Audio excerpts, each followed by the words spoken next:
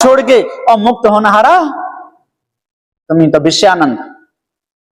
विषयानंद कहते हैं जिसमें आसक्ति हो, किसी की रुचि छूटती न हो, चिपक बन जाए, किसी को बीड़ी की आदत, शराब की आदत, गांजे की आदत, नाच गाना देखने की आदत, जिस आदत में जो पक जाए, विषयानंद। विषयानंद, गंधर्वानंद, सुरेशानंद, गणेशानंद, महेशानंद, सुरेशानंद, आनंद आनंद सब कहें और आनंद जीव को काल।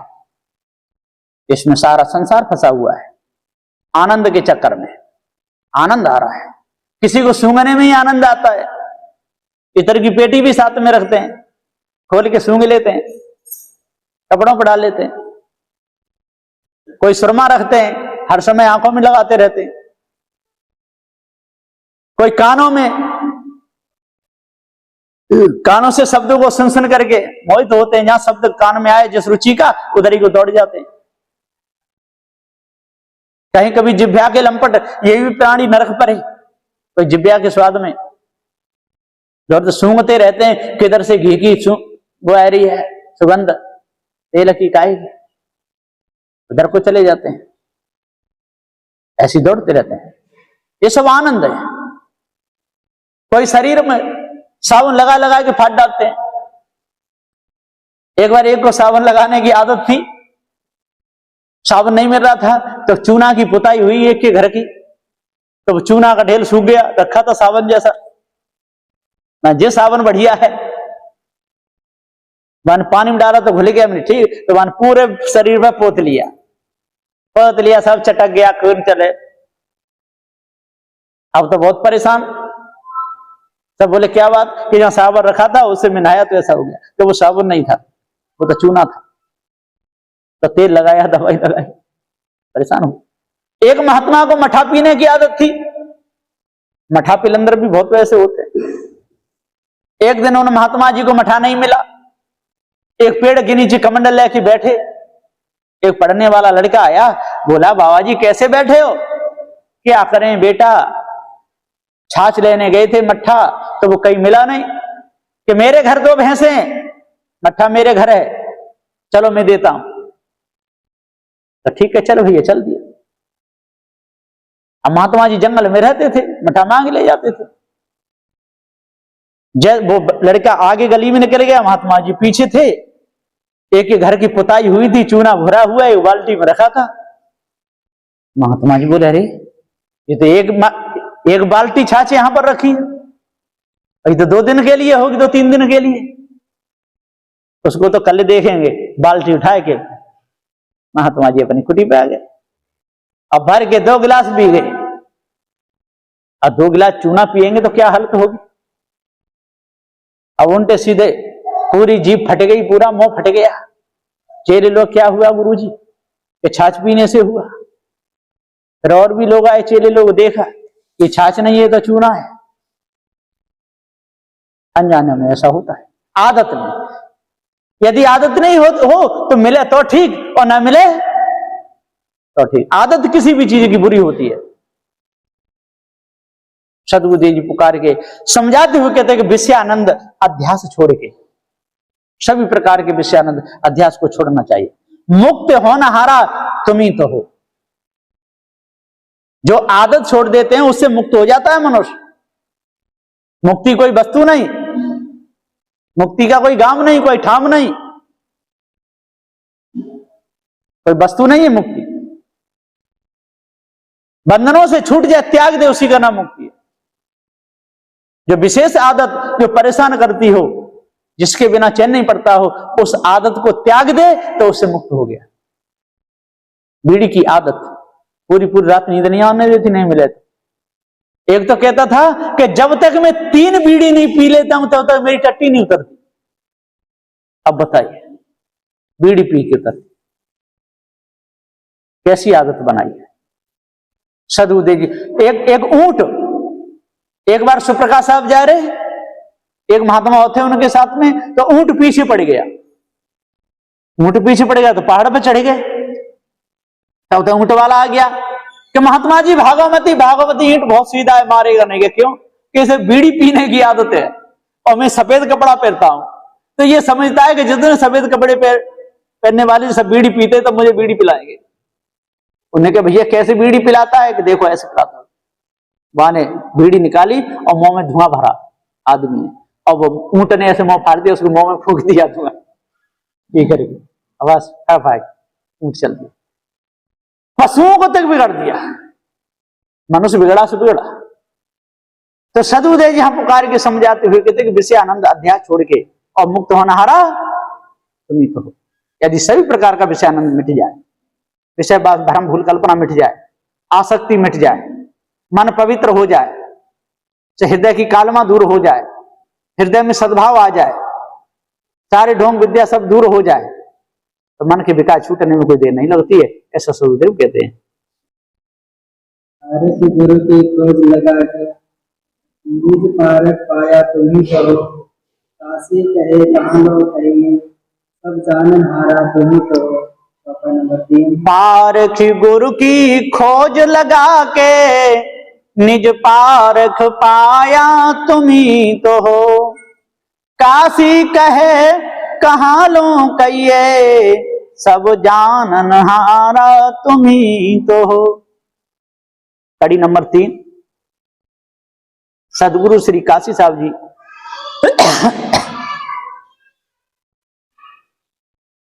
पुकार करके समझाते हुए कहते हैं, यह बात कैसी कम हो रही है,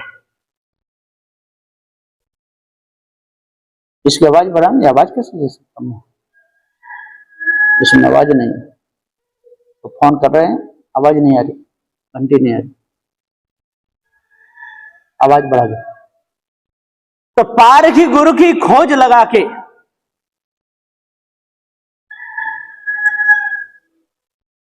निज पारख पाया तुम्ही तो हो।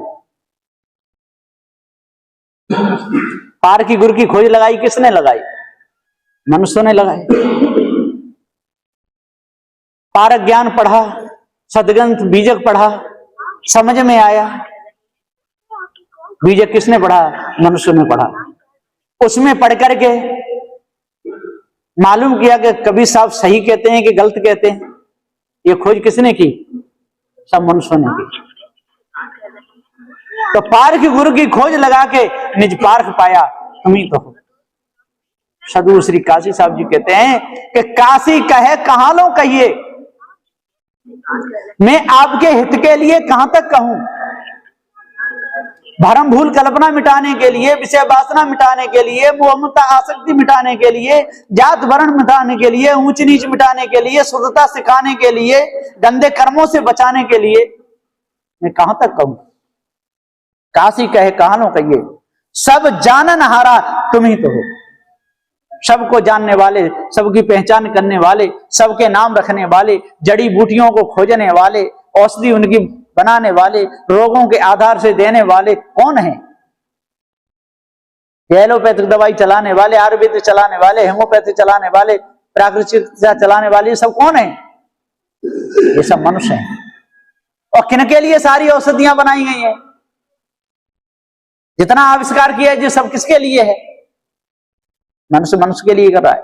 जितने भी हथियार बनाए गए हैं, बंदूक, बल्लम, भाले, तोपें, ये सब किसके लिए बनाई गई हैं? मनुष्य बना रहा है, मनुष्य के लिए। मनुष्य मनुष्य से रक्षा। यदि पूरा ज्ञान हो जाए, पारक ज्ञान हो जाए, जड़ चेतन का भेद समझ में आ जाए, मानवता आ जाए, तो कोई भी देश किसी देश से विरोध करेगा? कुछ नहीं। किसी में राग द्वेष, लड़ाई झगड़े होंगे? कभी नहीं हो सकते। तो काशी कहे कहां लो कहिए, सब जान नहारे तुम ही तो हो। जीव अनंत है, धारे चौखान, जड़ाध्यास बंधन कहे, भूल विवश हैरान। नंबर 1, साखी साक्षी गवाही रूप में चेतन जीव सत्य है, भरम भूल कल्पना मिथ्या धोखा है, पर करके त्यागो तब को शांति मिलेगी। जीव अखंड अनंत है, देहधार चौखान, जड़ाध्यास बंधन कहे, भूल विवश हैरान। सदगुरुदेव जी यहां पर श्री राम स्वरूप साहब जी वंदना करते हुए यहां पर कहते हैं, साधु श्री राम स्वरूप साहब जी का तो बहुत बड़ा उपकार है। जितने मूल में ग्रंथ थे सब टीका किए। साहब ने रत्ती भर कोई कसर नहीं छोड़ी। पारक ज्ञान बिल्कुल पक्का। साहब जी शुद्धता को बहुत महत्व देते थे, टकसार को बहुत महत्व देते थे। जहां तहां बैठना, जहां तहां खाना, जहां तहां जाना, उनका बहुत विशेष ध्यान रहता था कौन कहां पर बैठा है। तो जीव अखंड अनंत हैं। जीव कितने हैं? अखंड हैं, इनका कभी खंडन नहीं होता है। और कितने अनंत हैं, इनकी कोई गिनती नहीं कर सकता। जो गिनती बताई है वो तो उतने तो एक ही युवा में निकल आएंगे। तो जीव अखंड अनंत हैं, देहधार चौखान, और अपने अपने कर्मों के हिसाब से चारों खानियों में देह को धरते छोड़ते रहते हैं। इनके ऊपर कोई ब्रह्म परमात्मा नहीं, कर्म स्वयं ही खाने के लिए ले जाता है। अनादिकाल से जो भी हम कर्म करते आ रहे हैं वो किसी न किसी समय वो कर्म प्रकट हो जाता है। जैसे बदन में कोई फोड़ा निकल रहा हो और दवाई लगा करके उसको दबा दिया जाए तो वहां से जगह छोड़ करके कहीं ना कहीं वो जरूर फूटेगा। यदि फोड़ा निकल रहा है तो उसको निकलने दो, जब उसका मुंह बन जाए तो उसको पका दो, अजमान और गुड़ रख करके, अजमान और गुड़ मिला करके उस फोड़े के ऊपर लगा दो, रात भर में बिल्कुल पक जाएगा, पीला पड़ जाएगा। और उसको फोड़ करके उसका सारा मलबा निकाल दो, उसकी गांठ है अंदर की, तो ठीक हो जाए। और यदि उस फोड़ा में दर्द हुआ और दबाने वाली दवाई खा लेंगे, उसको दबा दिया तो दब तो जाएगा, फिर वो समय पार कहीं ना कहीं से फूटेगा। तो सदुदय जी यहां पुकार के कहते जीव अखंड अनंत हैं, देहधार चौखा, कर्म देह धराता है। और जो भी हमने कर्म किया, दवा कितने भी दिन तक रहे, क्योंकि जिस कर्म का बोझ ज्यादा होगा उधर ही जीव चला जाएगा। जैसे 5 वर्ष तक आपने कसाई का काम किया, बकरे काटे, और 20 वर्ष तक आपने भक्ति की, तो जो भक्ति का जो वजन ज्यादा हुआ तो वो कहां ले जाएगा? मनुष्य खाने को ले जाएगा। और जब वो फल पूरा हो जाएगा सुख का, तो फिर वो भी आएगा, कौन सा? जो बकरे काटी दुख दिया, आएगा जरूर। लोगों को भ्रम हो जाता है भक्ति करेंगे तो जो भी पाप करें तो वो कट जाएंगे, वो कटेंगे नहीं, उसका भी भोगना पड़ेगा। रोड पे ड्राइवर गाड़ी चलाता है, जहां रोड फूटा है तो गाड़ी को स्लो करना पड़ेगा, धीरे चलानी पड़ेगी, और जहां रोड सही है वहां तेज चले। ये नहीं कि उतना अच्छा हो गया तो फूटा रोड उससे कम हो गया, कम नहीं होगा, झटका उतना ही लगेगा वहां पर जाकर के। इसी प्रकार से जो हमने पुण्य कर्म किए हैं, अच्छे कर्म किए हैं, दान किया, उसका भी फल सामने आएगा। खूब अच्छी तरह से पहनने के लिए वस्त्र मिलेंगे, खाने के लिए अन्न मिलेगा, सम्मान करने वाले मिलेंगे, खूब पगड़ी बांध टोपी लगाए घूमेंगे, है ना, राम राम सीता कर राम करने वाले लोग मिलेंगे। और जब वो कर्म का फल आएगा, झटका लगेगा तो दुख भी आएगा, भारी दुखों का सामना करना पड़ेगा, ये चिल्लाएगा। इसलिए सोच करके समझ करके तब पैर आगे बढ़ाना चाहिए। जो हो गया सो हो गया, गई सो गई, अब राख रही को। समझो तो बात जरा सी है, और ना समझो तो बड़ी धरा सी है। यदि समझ में आ जाए तो जरा सी बात है, कोई भी बंधन छूटने में कोई देर नहीं लगेगी। सदु दे जहां का जीव अखंड अनंत हैं, देहधार चौखान, चारों खानियों में जो जीव स्वयं वासना बस देह धरता है। जड़ाध्यास बंधन कहे, कहता है कि जड़ाध्यास बंधन, अरे स्वयं बंधनों को बनाता है। जड़ का बंधन कहता है, जड़ का क्या बंधन होगा? जड़ में ज्ञान नहीं, गुण नहीं, शील नहीं, संतोष नहीं, विवेक नहीं, विचार नहीं, अपने आप को जाने नहीं। जनैया चेतन जीव है, जो जानेगा उसको लगेगा। जो जानेगा उसको दुख होगा, जो जानता ही नहीं उसको क्या दुख होगा। किसी ने 1 लाख रुपए कमाए और वो खो गए, तो जिसने कमाए उसको दुख होगा कि उन्हें 1 लाख रुपयों को दुख होगा, वो रोएंगे। हम बड़े जतन से कमाए, हम खो गए, हमारा मालिक ढूंढ रहा होगा। 1 लाख रुपए को दुख होगा कि कमाने वाले को? वो तो कमाने वाले को होगा। खेती बहुत अच्छी हुई, उगियाई पूरी, दाने भी पड़ गए, खेती पक गई और ओले पड़ गए। खेत को दुख होगा कि फसल को दुख होगा? किसको होगा? किसान को दुख होगा। इसलिए किसान ये चेतन जीव है, खेत ये शरीर है, ये सारा संसार जड़ है, उनको कोई दुख होने वाला नहीं है। तो जड़ाध्यास बंधन का है, जड़ाध्यास के बंधन को बना करके और स्वयं भूलता है और कहता है क्या करें, हमको खेत का बंधन है, क्या करें, घर परिवार का बंधन है। बंधन किसका है? शरीर छूट जाए तो क्या होगा? कौन फावड़ा लेके जाके पानी काटेगा खेत में? सदुदेव के। इसलिए अपना काम पहले, जो भवबंधनों से छूटने का काम वो पहले, दुखों से बचने का काम है वो पहले, जिन कर्मों के द्वारा अंतःकरण पवित्र हो वो काम पहले करना चाहिए, दूसरे नंबर पे दूसरा काम करना चाहिए। यहां पर सदुदेव कहते जड़ाध्यास बंधन का है, भूल विवश हैरान। ये हैरानी क्यों हुई? भूला हुआ है, भूलम पढ़कर, बेहोश होकर के, आदत का गुलाम बन करके, कल्पना में फंस करके अपने आप को भूल गया है। इसलिए रोता है, इसलिए चिल्लाता है, और कर्म का फल आता है तब बिलक बिलक करके रोता है। जड़ जो चेतन अनादि है, समझे नहीं सो भूल, आने बाणे प्रिय मान के, बहुतक सहे सो भूल। जड़ रू चेतन अनादि है, समझे नहीं सो भूल, खान बान प्रिय मान के, बहुतक सहे सुसूल। साखी नंबर 2। सदगुरु श्री राम स्वरूप साहब जी पुकार के समझाते हुए यहां पर कह रहे हैं कि जड़ रू चेतन अनाद है। जड़ रू, रू किसको कहते हैं मालूम है? जीव को। जड़ रू चेतन अनादि। जड़ और चेतन दोनों वस्तु अनादि हैं, बीच में कभी नहीं बने ना बिगड़े। पृथ्वी का जो कार्य है बिगड़ करके पृथ्वी में ही मिल जाता है, और जल का कार्य बर्फ घुल करके जल में ही मिल जाती है। अग्नि की चिंगारियां बुझ करके अग्नि में ही मिल जाती है, और वायु जब ट्रक के पहिया में भरते हैं, जब फूटता है तो वायु मिल जाता है। और चेतन जीव कार कारण से रहित है, जी जनैया है। जड़ रू चेतन अनाद है, समझे नहीं सो भूल। इस भेद को जो नहीं समझता है वो भूला हुआ है। चाहे वो 4 वेद पढ़ ले, 6 शास्त्र पढ़ ले, 18 पुराण पढ़ ले, ऊंचे ऊंचे मंचों पर बैठ जाए, चाहे विश्व गुरु जगत गुरु बन जाए, जब तक इस भेद को नहीं समझेगा तब तक वो बेपारखी है, भूला हुआ है। खानी वानी प्रिय मान के, बहुत सहे सुसूल।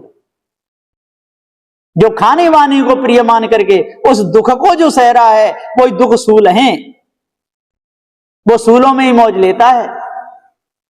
एक बार गंगा घाट पे में गया था, सोरों घाट पे,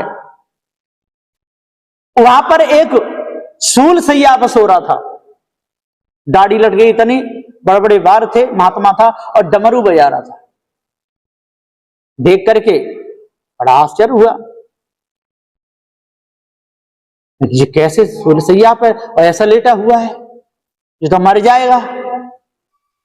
एक महात्मा जी और थे मेरे साथ में, उन्होंने कहा कि चालाकी से सो रहा है, जहां जहां इसके हाथ रखे, जहां जहां पैर रखे, मासूल नहीं है। और ये सब जनता है आंखों की अंधी, ये गांठ के पूरे आंखों के अंधे लोग हैं। ये देखें कितना बड़ा तपस्वी है, और सूल सैया पे सो रहा है ना। अब फिर जिसको चढ़ाएंगे कोई 50 रुपया, कोई 100 रुपया, कोई 10 रुपया, जहां डार के जाएंगे, और शाम को जो उठेगा आराम से, उठाने वाले आ जाएंगे और सब पैसों को रख करके और ले गए। एक और था, उसका नाम था मिजाजी, वो बड़ा ढोंगी था, वो टाट के बोरा ले जाता था घर से, वो मैंने भी देखा। तो एक बोरा में जिप पैर डाल लेता था, एक में इधर, और रस्सी से बांध लेता था और कपड़ा बांध लेता था हाथों से, और लाल पीला लाल रंग भी लगा लेता था वहां। और वहां पर दही ले जाता, दही दही लगा लेता था पूरे शरीर से, मक्खियां आती थी। अब अरे भैया इलाज के लिए कुछ दे दो, अरे कुछ दे दो, ऐसे करके वो। तो हम 2 जने थे, जा रहे थे, तो वो ऐसे कर रहा था, मैंने पहचान लिया, मैंने ये तो मिजाजी है, ये क्या कर रहा है। तो वो साथ में थे, उन्होंने पैर की ठोकर मारी उसके पीछे, क्या ये क्या कर रहा है, ये ढोंगबाजी तू करता है, तुझे शर्म लगती है।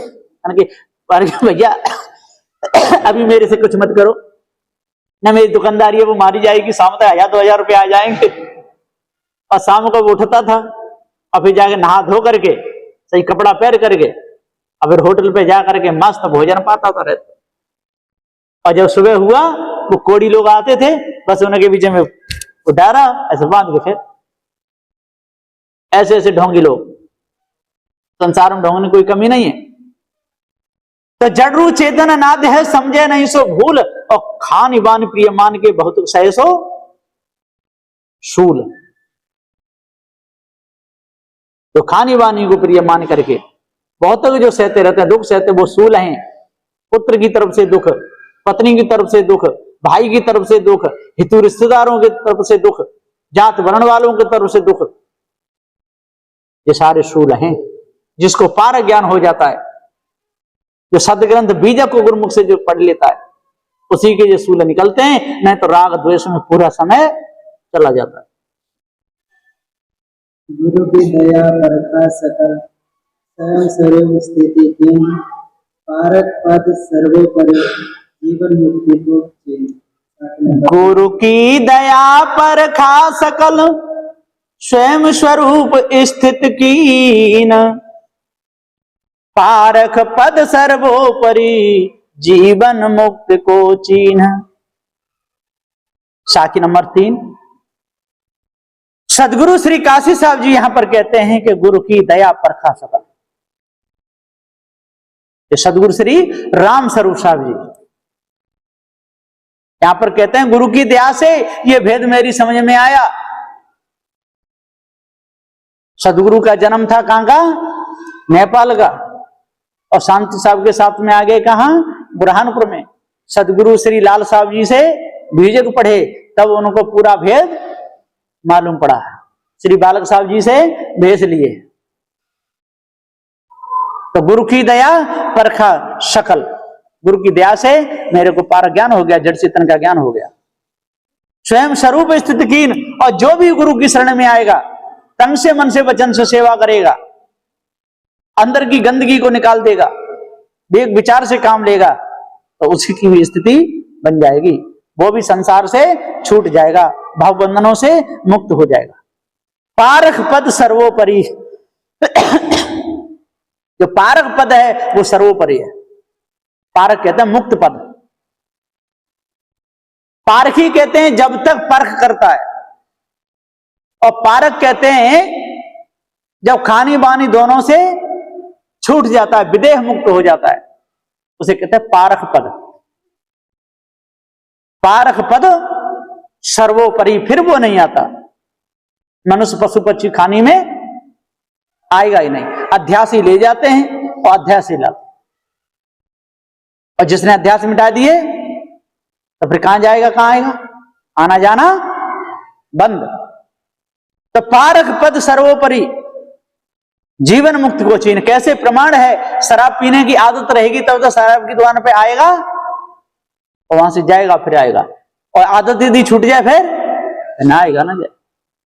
इसी प्रकार से जब विषयों का बंधन, विषयों की आदत छूट जाएगी तो आना जाना बंद। शराब पीने वाला रहेगा कि नहीं, जब शराब पीना छोड़ देगा तो रहेगा कि नहीं है, नहीं रहेगा, वो तो रहेगा, केवल आदत छूट गई। इसी प्रकार से जीव तो रहेगा, जीव अमर है, अजर अमर अखंड है, लेकिन चारों खानियों को बंधन से छूट जाएगा। फिर न आना ना जाना, अध्यास छुटे फिर रागी क्या रे। तो सदगुरुदेव जी पुकारे कहते हैं कि गुरु की दया परखा सकल स्वयं स्वरूप स्थित कीन और पारख पद सर्वोपरि जीवन मुक्त को चीन। जो जीवन मुक्त जो दशा है शरीर रहते रहते उसको चीने रहे, कभी भी गलत कर्म नहीं करे, किसी को धोखा ना दे, किसी को धोखे में फंसावे नहीं, स्वयं बचे दूसरे को बचाने का उपदेश दे। कोई माने तो ठीक, ना माने तो ठीक, अपनी रास्ता जाना अपनी रास्ता आना, किसी को गलत शिक्षा नहीं देना, किसी को भ्रम में नहीं फंसाना। कबीर साहेब पूरण काशी निर्णय सोर राम स्वरूप पारखी गुरु वंदनीय मन होय। कबीर साहिब पूरण काशी निर्णय सोय राम स्वरूप पारखी गुरु वंदनीय मम होय। साखी नंबर 4। सदगुरु श्री राम स्वरूप साहब जी कहते हैं कि कबीर साहिब पूर्ण, सदु श्री कबीर साहब पारक सिद्धांत के आदि गुरु सदु श्री कबीर साहब जी हुए। कबीर साहब पूर्ण, सदु श्री पूर्ण साहब जी ने बीजक का टीका किया, भेद पूरा बता दिया जड़ चेतन का, पता करके खानी बानी दोनों जालों को परखा करके गुरमुख से लिखा दिया। काशी निर्णय सोए, और सदु श्री काशी साहब जी ने निर्णय करके निष्पक्ष सत्य ज्ञान दर्शन इनका है सदु काशी साहब जी का, और तत्वयुक्त निजबोध विवेक, और सत्य ज्ञान बोध नाटक, और जड़ चेतन भेद प्रकाश। ये 4 ग्रंथ हैं एकदम मजबूत हथियार। जैसे लड़ने के लिए जब जाते ना तो हथियार रखे ले जाते हैं, इसी प्रकार से ये पारकी संतों के जो विशेष शास्त्रार्थ के लिए ज्ञान बोध विचार के लिए कहीं भी पूरे हमें बोलने के लिए ये 4 हथियार हैं। इनके सामने अच्छे अच्छों के सिर झुक जाते। सदुदेव जी पुकार के समझाते हुए कहते हैं कि कबीर साहिब पूर्ण काशी निर्णय सोए राम स्वरूप पारखी गुरु। सदु राम स्वरूप साहब जी कहते हैं कि मैं पारखी गुरु की वंदना करता हूं, वंदनीय मम होए। तो काशी साहब जी कहते हैं मैं पारखी गुरु हूं जो भव बंधनों से छूटे हुए हूं, राग द्वेष उनके अंदर ना हो, जात वर्ण से जो अलग हो, शुद्धता पे पूर्ण ध्यान रखते हो, किसी गंदी संधि जगह बैठते नहीं हो, गंदा संदा भोजन नहीं पाते हो, हर एक के हाथ का जो जैसा भी हो नाक पहुंचता जाए देता जाए, ऐसे क्या ऐसे से दूर रहे, पवित्र इसका भाव हो, मानवता जिसके हृदय में हो, ऐसे संतों के चरणों में सिर झुका करके मैं वंदना करता हूं।